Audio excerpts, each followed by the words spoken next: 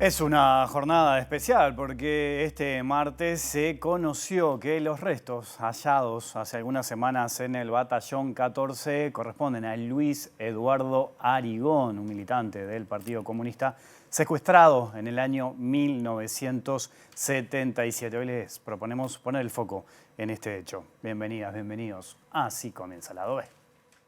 Te abracé en la noche.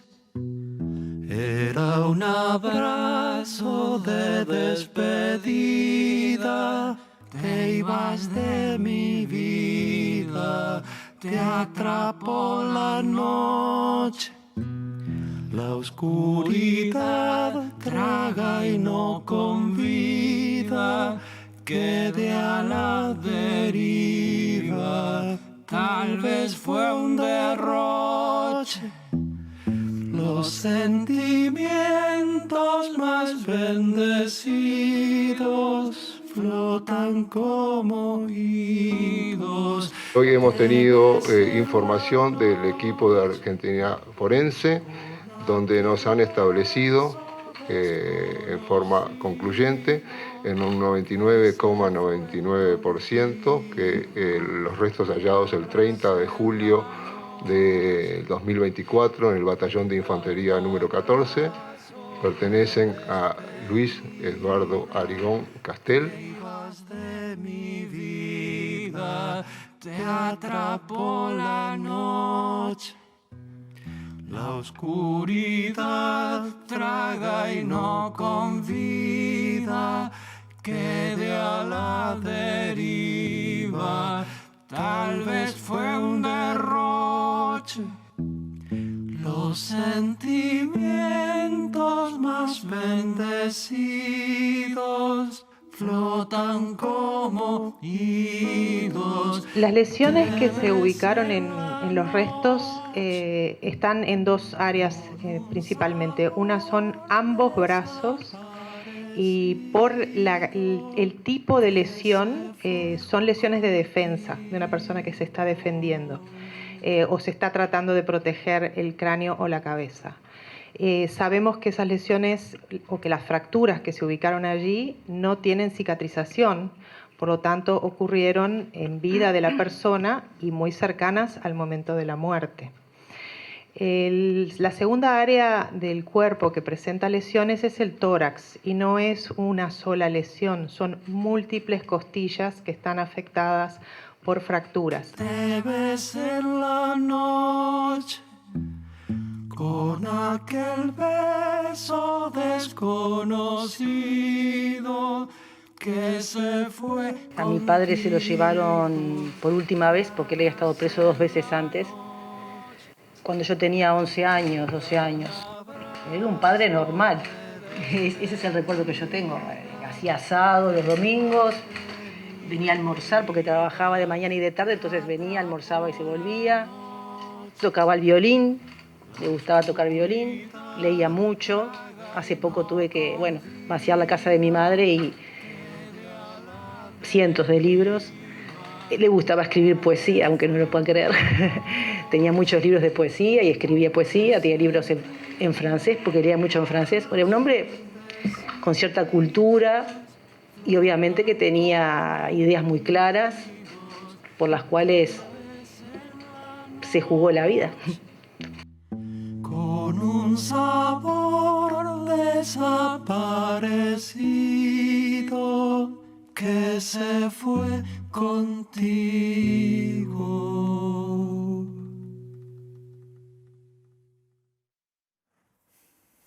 Programa especial, obviamente, de Lado B en vivo hoy en la pantalla de TV Ciudad. Y me acompaña Sabina Arigón, una de las hijas de Luis Eduardo Arigón. ¿Cómo estás, Sabina? Bien, gracias por acompañarnos. Gracias. También me acompañan mis compañeros, Mariana Contreras, Daniel Buquet, ya vamos a estar conversando con ellos. Agradecerte porque en esta jornada tan especial, te hiciste un ratito para venir a conversar con nosotros. ¿Cómo estás viviendo todo lo que pasó hoy? Y un poco lo decía en la conferencia de prensa de hoy. No fue tanta novedad porque era una gran posibilidad desde que aparecieron los restos el 30 de julio, como bien decían. Así que ya lo venimos procesando durante todo este tiempo, ¿no? Igual es choqueante el momento en que te confirman, pero bien, lo estamos viviendo bien igual. Tenías 11 años, ¿no? La última vez que viste a tu padre. Más o menos, sí. Año 77. 77, sí. ¿Qué recordás de ese día? Bueno, estaba en casa mi padre porque a veces en esa época no dormía todos los días en casa.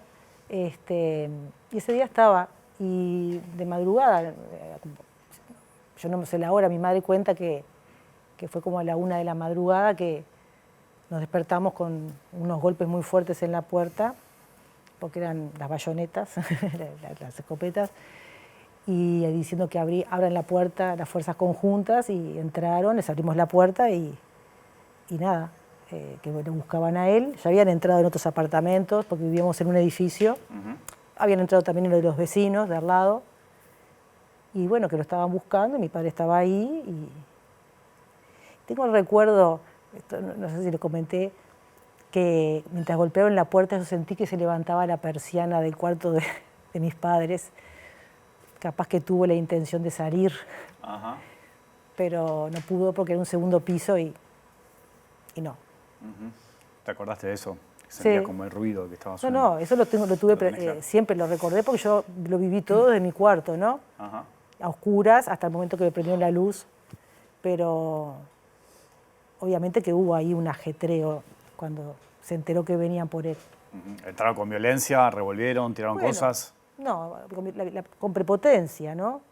Y preguntaron por él y inmediatamente fueron al living comedor que teníamos a ver la biblioteca, y es lo que yo recuerdo que me contó mi madre y lo que escuché, ¿no? Y se llevaron un montón de cosas. ¿Y cuando se lo llevan, dijeron algo? ¿A dónde iba? ¿Mencionaron Que algo? quedaba a disposición de las fuerzas conjuntas. No dijeron un lugar. Bueno, y a partir de ahí obviamente que aparece otra historia, es otra historia Y completamente ahí distinta. empieza la historia de mi madre a buscarlo, básicamente de ella. Y bueno, fueron muchos años en esa búsqueda, recorriendo comisarías, cuarteles, cualquier dato que le daban de podría estar en tal lugar, llamar conocidos, militares conocidos, porque mi madre tenía gente conocida desde su juventud. Mis abuelos también tenían vecinos, porque mis abuelos vivían en la calle Boulevard Artigas, y allí había muchos militares, y los fueron a ver a la casa, amigos de mi abuelo incluso. Decían que no, que iban a averiguar, y después le dijeron de que no estaba. Claro, ahí empieza una etapa también que se repite en otros casos, el Sí. de la mentira. La el mentira. de información para distraer. Exacto, Con la eso se negación. chocó tu familia todo el tiempo también, Sí, ¿no? la negación permanente, incluso ideas descabelladas, ¿no? Como que se podía haber ido de viaje. Eso se llegó a manejar, ¿no? Que se había ido del país. Cualquier cosa decían. Cualquier cosa menos la verdad. Cualquier cosa. Lo mencionabas hoy también, él había estado preso en 2 oportunidades también, Sí, ¿no? lo habían llevado preso, yo era chica, había estado en el cilindro, me acuerdo, pero tengo un buen recuerdo de esa época porque íbamos a visitarlos, había estado un mes preso, más o menos, un mes, un poco más, no recuerdo. Y íbamos los domingos y había cantidad de chiquilines y jugábamos, porque estaban todos ahí, como en las gradas, ese es mi recuerdo. Era muy... Mismo él decía como que no pasaba nada. Y después después lo llevaron otra vez, una segunda vez, que también fue en la calle, no sé en qué circunstancias, y ahí sí estuvo una semana que no tuvimos novedad, sí, porque mi madre le tuvo que ir a llevar abrigo y medicamentos, y ahí sí sé que fue peor, no fue como en el cilindro. Ahí también hoy te escuché hablar de un episodio de un taxi, que Sí. bajaba un taxi. ¿Qué fue lo que pasó? Sí, ahí? porque él cuando mamá lo fue a ver, le llevó una manta, que todavía la tengo, una manta, esas mantas pesadas con flecos, que era de un lado azul y del otro lado era cuadros. Entonces tengo grabado el momento que mi madre se asoma a la ventana y hay un taxi y se veía mi padre sentado con la manta sobre las piernas, que volvía. Eso fue cuando había estado una semana. Y bueno, y a partir de ahí, después que se lo llevaron la tercera vez, que fue cuando no volvió más, cada vez que paraba un taxi, mi madre se asomaba a la cocina. Pero es verdad, es así. Tenía como ese reflejo Durante de años, mirar. que yo le decía, mamá, no perdió por años la esperanza. Porque cuando no sabes, ella pensaba que podía, bueno, en mi caso no, pero en el caso de ella pensaba que bueno, podía caber la posibilidad. Una vez me acuerdo que recibimos una carta de una persona que no conocíamos. En esa época era todo siempre con miedo, ¿no? Una carta con un remitente desconocido. Decíamos, ¿será el nombre de tu padre puesto? Me acuerdo que mi madre la leía a ver si tenía, y no, era una persona, una señora austríaca que trabajaba, no sé si era para Amnistía Internacional o qué, que se ofrecía para colaborar. Y mi madre, bueno, al final supimos que era una persona real, que no había nada atrás de eso. Y bueno, mi madre mantuvo una amistad, y después la llevó a conocer a la señora porque fue muy solidaria durante muchos años. O sea, pero también esto que manejabas de mantener durante mucho tiempo la esperanza de ella. Vos decías, yo no. No. ¿Cómo fue tu proceso? Porque también puedo entender de que es como un duelo bastante Eterno. largo, sí, eterno, Sí, decís, largo. bueno. Sí, es un duelo muy largo, porque te vas, es día a día como que,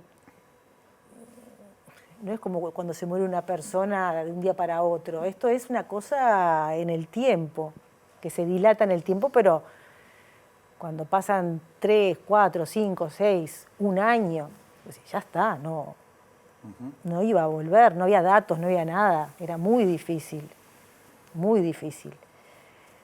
No sé, a mí me pasó como que yo ya empecé a darme cuenta de que no ¿Y eso había te vuelta. pasó hace mucho? ¿Que no volvía? Sí. Sí. Estaba en el liceo, sí, claro.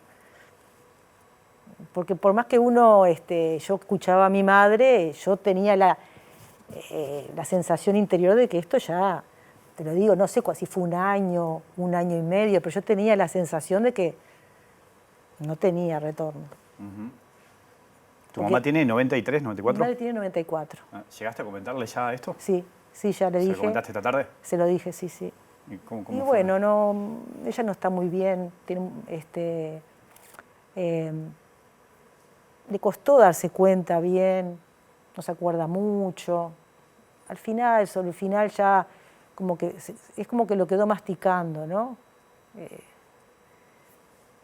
Y bueno, creo que algo entendió. Dijo, tanto tiempo. Es una persona muy mayor y con deterioro típico de la edad. Entonces, bueno, tampoco tuvo una reacción muy racional. Entiendo. Hoy que hablábamos de esa etapa, ¿no? De cuando se lo llevan las mentiras, engañar, eso que formó parte, ¿no? Todo, y sí. está presente hasta el día de hoy. Hasta el día de hoy, también, ¿no? exacto. Porque cuando aparecen algunos restos, siempre hay alguna información que intenta distraer, ¿no? Sacar el foco Sí. de donde debería ir la atención. ¿Cómo sentís? ¿Qué sentís cuando escuchás esas voces que a veces buscan negar todo esto que pasó? Lo escuché toda la vida lo que pasa eso. Lo escuché toda la vida, no solamente yo, ¿no? Todos los que tenemos algún familiar o incluso de las personas que han estado presas y que han podido salir, siempre hubo un manto de duda, se dice, yo escuché hace 15 días una mujer decir que eran delincuentes, incluso el expresidente, ¿no? Refiriéndose así hasta el día de hoy, ¿no? ¿Y qué vas a discutir? La mujer no tenía ni idea de quién era yo, pero todavía escucho eso, sí. Se parece mentira, pero o algo habrán hecho, el algo habrán hecho.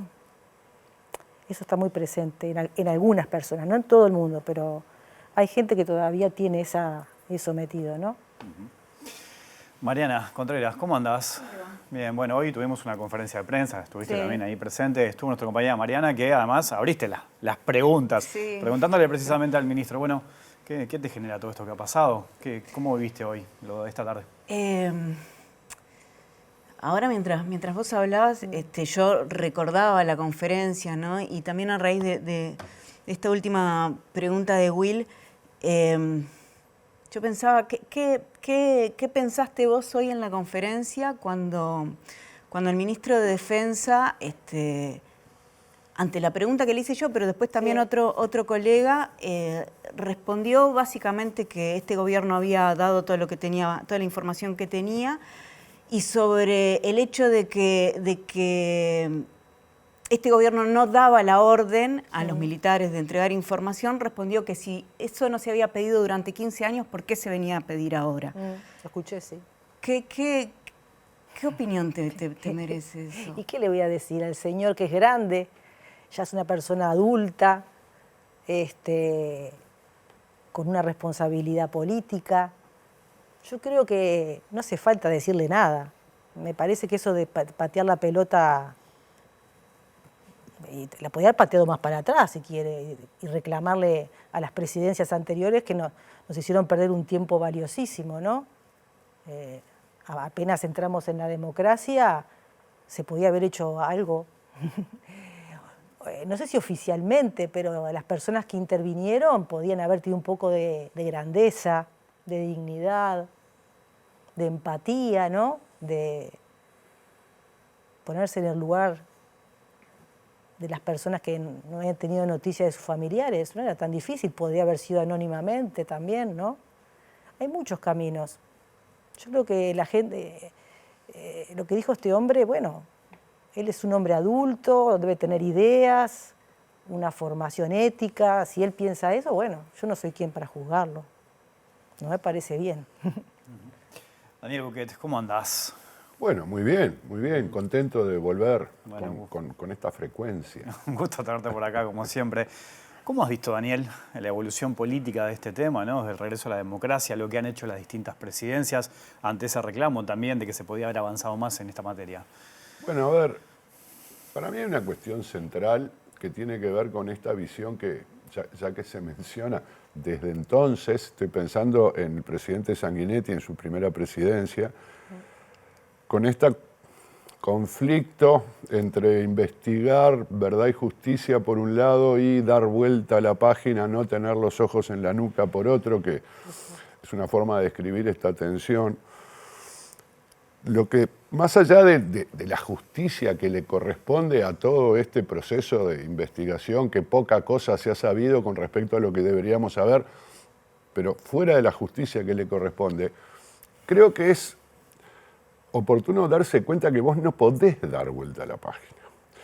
Porque yo, escuchando el testimonio, justo hoy había mirado las notas de prensa y no me apareció la información, y ahora Sabina dice que fue en la madrugada. Capaz que mucha gente se puede dar cuenta desde la vivencia personal por qué los izquierdistas están en contra de los allanamientos nocturnos, ¿no? Más allá de que esta propuesta de reforma constitucional está orientada a otra cosa, naturalmente genera desconfianza. ¿Y por qué genera desconfianza? Porque no hay forma de dar vuelta a la página. Porque mientras, no sé, voy a poner algún caso tal vez extremo dentro del sistema político, pero algún político, bueno, se quiere mostrar con la máxima dureza contra la delincuencia, los criminales, ¿no? Mano dura, inflexible, cree que a estos criminales que cometían esos crímenes, que yo te diría, por lo que conozco, mucho peores que que el peor de los crímenes que hayan cometido los criminales de ahora, cree que los condenados por esos crímenes son unos pobres viejitos que deberían pasar el resto de su condena en sus casas. Entonces, es obvio que acá sigue habiendo una materia pendiente que es muy importante, la información que va apareciendo y los casos que surgen, para que esas personas, porque hay que decirlo, ¿no?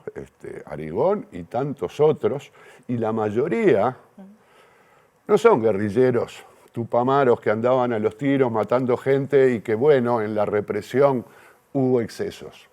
Que esa es como la versión. No, señor, acá no hay ninguna represión a ningún movimiento guerrillero ni a delincuentes. Delincuentes eran porque estaba prohibido estar en contra del gobierno, porque estábamos en una dictadura. Entonces, eran delincuentes para ellos. Bueno, que esa señora, esa, como tanta gente, ¿no? Ah, sí, algo habrán hecho. Y además la versión, digamos, la versión de dar vuelta a la página, lo que hace es generar confusión. Esas confusiones que pueden llevar a que algunos crean que los tupamaros se dedicaron a luchar contra la dictadura, ¿no? En Uruguay y en el mundo, del mismo modo que otros creen que los perseguidos, secuestrados, torturados, violados, asesinados durante la dictadura eran guerrilleros, ¿no? Ni lo uno ni lo otro. Ni lo uno ni lo otro. Es bueno que se siga investigando y la situación es un poco ambigua, ¿no? Como para celebrarla propiamente, pero de alguna manera qué bueno que se sigan encontrando restos, porque esto, a ver, la gente no puede negar lo que está delante de sus ojos, ¿no? Y esto viene ocurriendo sistemáticamente desde, bueno, yo qué sé, por lo menos durante este siglo. Afortunadamente, las condiciones políticas, hay que tomar en cuenta las condiciones políticas. Uno no puede decir, bueno, no, tiene que haber justicia porque la justicia es un principio, en fin, hay factores políticos. Las condiciones variaron, no solo el gobierno del Frente Amplio, incluso desde Jorge Valle se modificó un poco la actitud, la intención, bueno, de aplicar el artículo 4 de la ley de caducidad, todas estas cosas. Es bueno que esto haya venido ocurriendo y demostrando que más que dar vuelta a la página, lo que hay que hacer es conocer la verdad. Más que nada conocer la verdad, porque fue gravísimo lo que pasó en este país. Gravísimo. Y bueno, yo creo que hoy uno tiende a pensar que esa lección está aprendida, pero es de esas lecciones que vos tenés que repetir y machacar, porque capaz que hay gente que se distrae o se olvida. Pensás también más o menos como lo que decía Daniel, me toma algunas cosas, ¿no? En esto a veces cómo se intenta instalar determinado relato, ¿no? Negacionista. En el caso de tu padre, ¿había tenido alguna oportunidad de irse del país en su momento? ¿Eso se llegó a manejar? No, que yo sepa, no. Sí, cuando salió la segunda vez, mi madre le dijo que por qué no se iba, porque ya se había ido un montón de gente, ¿no? Y no quiso, no quiso. Hoy en el relato me gustaba cuando decías los libros presentes, el violín, eran algunas características. Y tocar la guitarra también me olvidé. Ah, la guitarra también. Sí, porque yo tomaba clases de guitarra y él también quiso aprender y cantaba ahí. Me pedía que le enseñara alguna canción. Le gustaba así, era una persona, por eso les digo, cuando me preguntaron, ¿no? Sí, hoy te habían preguntado eso, además. Para mí era una persona común y corriente, ¿no? Era mi padre, no lo veía como un militante. Claro. Sabía, sí, porque en mi casa se hablaba de esas cosas, pero era una vida común y corriente, no tengo... Tenía actividades también en su casa, ¿no? Mariana. No, se me ocurrió una idea con respecto a lo que decía Daniel, pero primero te quería hacer una pregunta, ¿en qué está la causa hoy? Hoy Percival le decía que hay un juicio, pero ¿en qué está eso? No sé, yo no sabía de esa causa porque por lo que me dijo hoy está iniciada en el año 86. Sí, 86. Yo ya ni me acordaba de eso. Y no sé. O sea, ¿ustedes no han tenido participación en todos estos años? Nunca... No sé si mi madre, porque la que se encargaba de todo esto era mi madre siempre, y después, sobre todo a partir del voto verde, amarillo, mi madre se apartó un poco. No es que le dejara de interesar, dejó de ir todos los días a familiares o 3 veces por semana, como iba. Pero sí estaba al tanto, pero después yo no recuerdo que tuviéramos noticias de esa causa. La verdad, yo no lo recuerdo, ni que mi madre me hubiera comentado. Sé que hay algunos militares que están en esa causa, están detenidos hoy en día. Otros han muerto, porque pasaron muchísimos años, pasaron casi 50 años. 47. Nosotros no nos damos cuenta, en mi caso particular, ¿no? Mi vida está atravesada totalmente por esto, ¿no? Así, no puedo separarlo, ¿no? Es una parte integral de mí. Con lo bueno y con lo malo, ¿no? Claro, sí. Ahora es fuerte, pero es real eso que acabas de decir. Mi vida está atravesada por esto, ¿no? ¿Sí? Se ha hablado mucho del impacto que tiene en las distintas generaciones, lo que ha pasado con el terrorismo de Estado. Vos lo sentís de esa manera. Porque dijiste lo bueno y lo malo también, ¿no? Y bueno, lo que pasa es que toda la vida viví con eso, porque bueno, primero el miedo de decirlo, en época de dictadura, y después, cuando vos explicabas, venían a tu casa y no estaba tu padre, no estaba ni divorciado ni separado, no estaba muerto, no estaba preso, era desaparecido. Entonces había que explicar Y eso, a veces tenías ganas de explicarlo, a veces no. Va con la personalidad de cada uno, ¿no? Era como, porque había gente que, ya te digo, ahora no, pero cuando yo era más chica, en mi barrio, por ejemplo, sé que había gente que, de lejos... Capaz, ¿te pasó eso?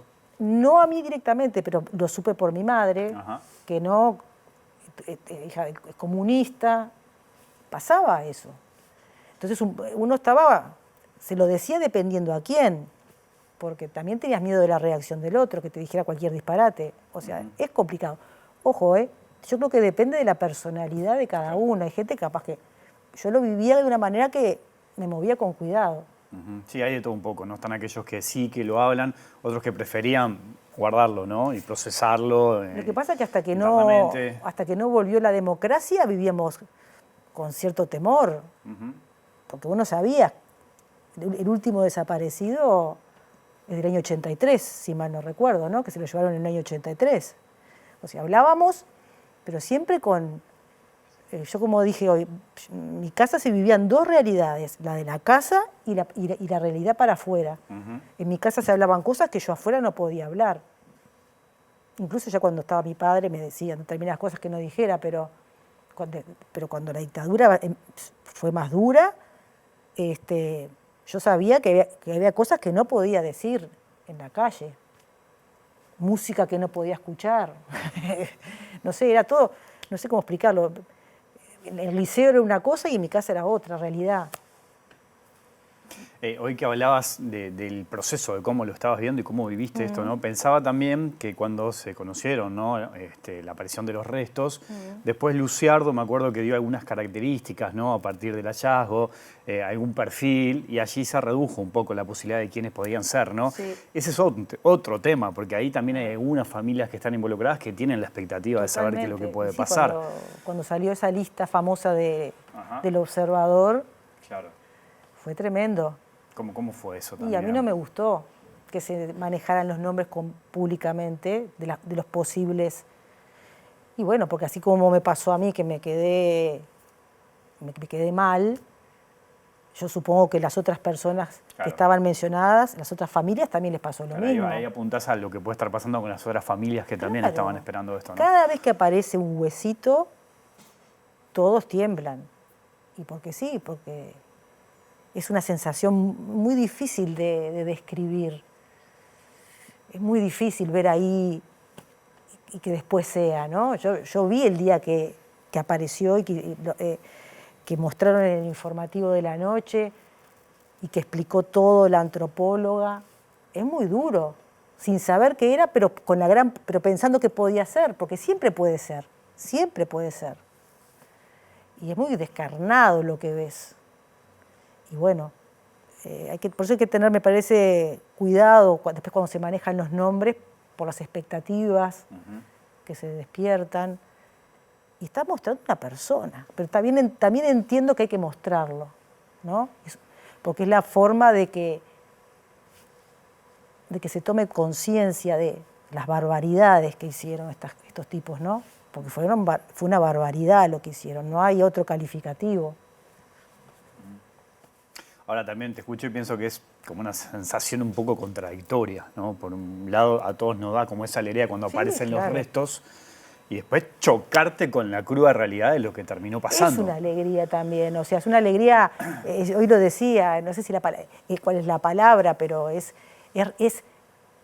por fin, es una manera de corroborar lo que se dijo durante toda la vida, sobre todo para los que no lo creen, o que no lo creyeron, para los que no ayudaron a buscar, que como decía ella o él, que pusieron trabas y trabas y trabas, ¿no? Porque esto se ralentizó muchos años y se perdió muchísima información. Pero la tierra habla, eso es lo que los cuerpos hablan, y no hay forma de taparlo eso. A algunos les gustará más, a otros menos, pero siempre es sano saber la verdad, ¿no? Mostrar las cosas como son. Y bueno, aunque nos duela más a unos lo que vemos en la televisión, bueno, es un trago amargo que hay que pasarlo, porque hay gente que si no ve no cree. Igual van a seguir diciendo cualquier cosa, ¿no? Pero bueno, cada uno... ¿Pero esto no pensás que ayuda a colaborar? Claro que sí, por eso estoy acá. Por eso estoy acá. Porque me parece que es también un reconocimiento para la persona que mi padre, a mí una cosa que me molestaba mucho es que siempre fue una foto inmutable en el tiempo, siempre la misma, una foto como deslucida, ¿viste? Que es la que se muestra siempre de él. Y mi padre no es ese, es muchos. Yo tengo muchas fotos de diferentes épocas de su vida. Entonces, y hay familia atrás, y tenía muchos amigos. Entonces no es una foto petrificada en blanco y negro. Cada uno de los desaparecidos no es una foto en blanco y negro, no es un nombre, es una persona. Y eso es importante decirlo. Una persona con una vida construida durante muchos años que de un día para otro, ¡tuc!, se la sacaron. Sabina, yo te agradezco mucho, ha sido muy bueno escucharte. Te agradezco que hayas venido. Yo te agradezco a ti. Justo en este día, que sé que sabemos que es muy importante, que te hayas hecho un ratito para venir a conversar con nosotros y que la gente haya tenido la posibilidad de escucharte. Muchas gracias. Soy yo la agradecida. Muchas gracias. Hacemos una pequeña pausa, me quedo hablando con Mariana y con Daniel. Hay mucho más Lado B aquí en la pantalla de TV Ciudad.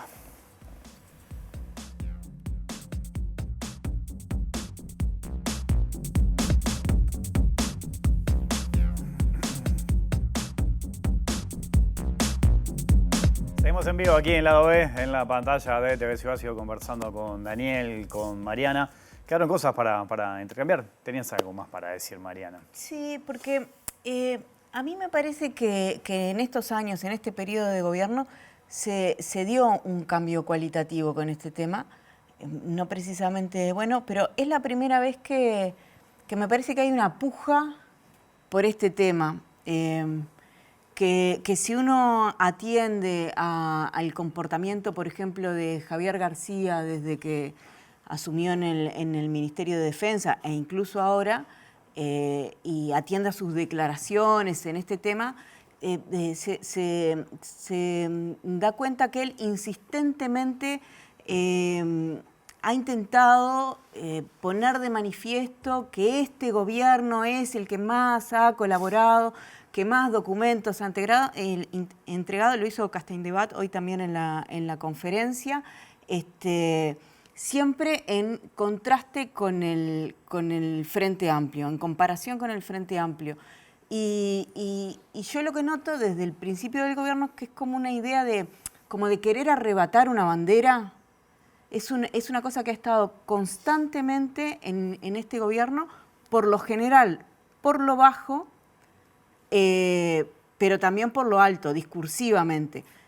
Cuando vos intentás como hilar más fino en esa colaboración y hablas, por ejemplo, con familiares y con gente que conoce el tema y que lo ha seguido a lo largo de las décadas, te das cuenta que no ha sido tan así, que esa supuesta colaboración de entrega de documentos y de disposición absoluta no es tal, porque la mayoría, por no decir toda la información que ha entregado este gobierno, no ha servido para nada. Lo que dijo hoy Castaingdebat en la conferencia, o más bien lo que no dijo, es una demostración. Había dos preguntas que eran muy claras.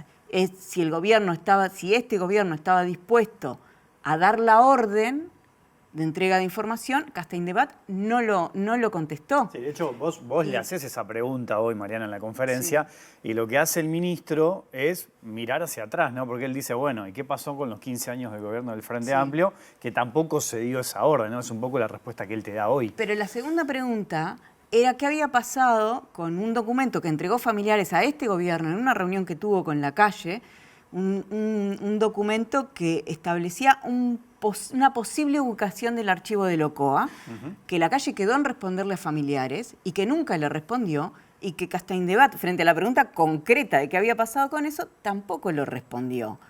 Entonces, eso quería decir, que a mí me parece que ha habido un cambio, y no lo veo muy positivo, sino que lo veo como una necesidad de apropiarse de la bandera de los derechos humanos vinculados a la dictadura. discursivamente nada más. ¿Cómo ves esto, Daniel? ¿No? Ese cruce, ¿no?, de acusaciones de que no hizo el frente en 15 años de gobierno, lo que está haciendo este gobierno de coalición o lo que ha hecho, condicionado, ¿por qué no?, capaz por la presencia de Cabildo Abierto, tanto se habla de que es el partido de la familia militar, ¿no? ¿Cómo ves todo esto? Sí, en realidad es como, este bloque se podría llamar fuera de agenda, porque no está en el centro de la campaña electoral, ¿no? Más allá es un tema que está presente, y bueno, ni hablar cuando ocurren acontecimientos de esta naturaleza, no es un tema de agenda electoral. Yo creo que sí, que hay una intención, que ese cambio de actitud que arrancó con el gobierno de Valle además tenía una coalición con el Partido Nacional en aquel momento, mientras le duró, digamos,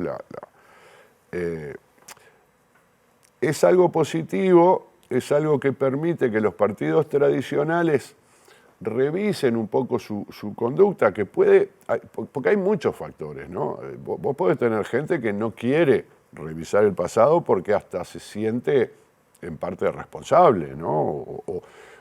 O si vos querés, solidarios, comprenden o justifican el golpe y la represión.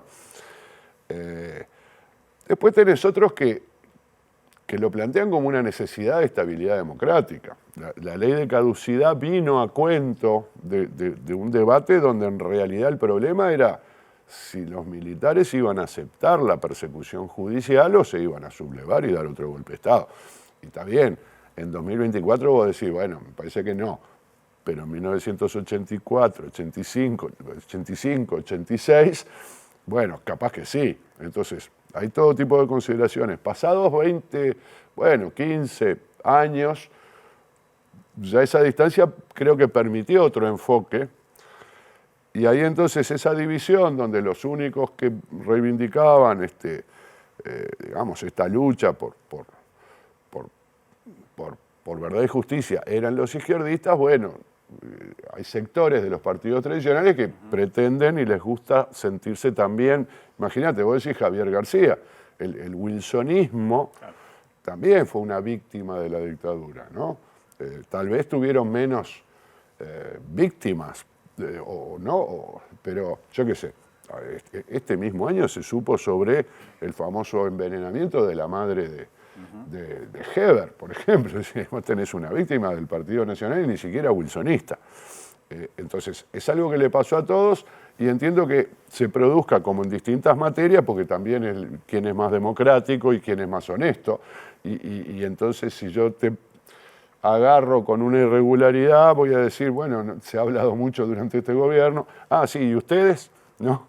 ¿Y Sendic?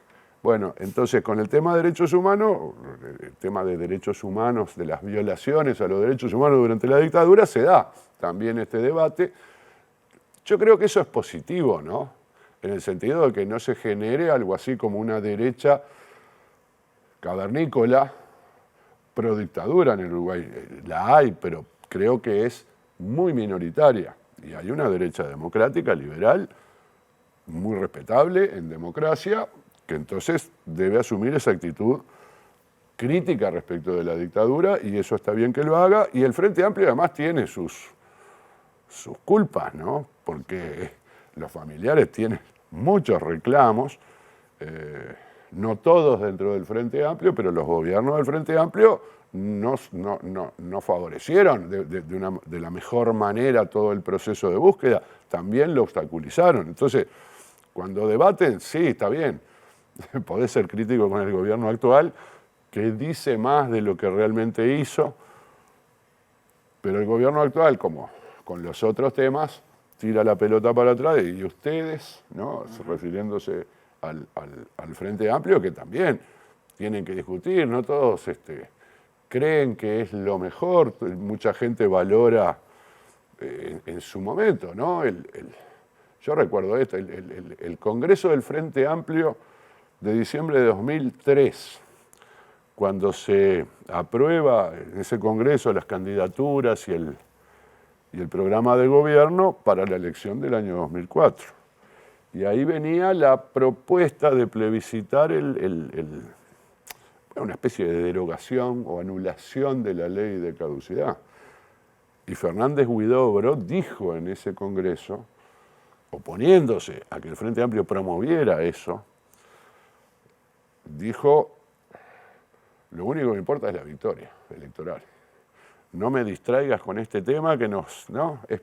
Es un tema piantavotos. Entonces, bueno, es un tema complejo que obviamente las personas más directamente interesadas lo defienden por principios, por pura convicción y no están buscando ganar nada más que verdad y justicia. Desde el sistema político, bueno, yo no quiero justificar a nadie, yo soy politólogo, entonces yo trato de entender por qué los políticos no se comportan de repente de manera principista frente a este tema y le dan alguna vuelta porque están pensando en qué medida esto los puede favorecer o perjudicar. No, por supuesto. Hoy alguien, después de la conferencia, alguien de familiares me recordaba que ellos pidieron la renuncia de Fernández Huidobro en su momento por no colaborar.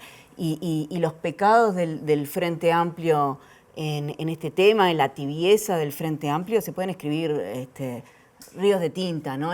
Incluso las contradicciones internas del Frente Amplio. Pero yo a lo que voy es que a mí me parece que cuando este gobierno reivindica este tema, lo hace justamente sin la más mínima comprensión o interés en los hechos, sino como una forma de confrontación política con el Frente Amplio en un lugar donde el Frente Amplio también renguea, ¿no? Es eso, el Frente Amplio renguea y entonces le pega de la misma manera que le pegan ahora por las contradicciones que tienen con el plebiscito de la seguridad social, por ejemplo. Donde duele, van y pegan, pero no hay